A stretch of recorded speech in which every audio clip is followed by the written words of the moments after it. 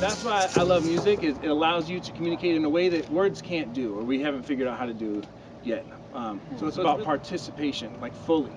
There's a difference between presentational music that is on a stage and participatory music where we're all playing.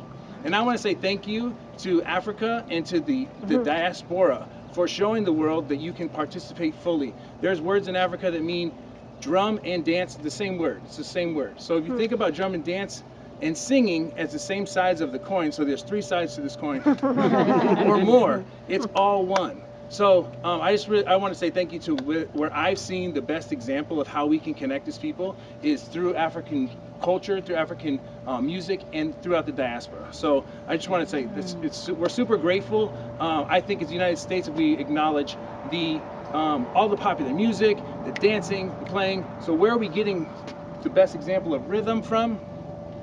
I'm going to say it. Thank you, Africa. India, say too. Don't sleep on India. India is some serious rhythm over there going on. So.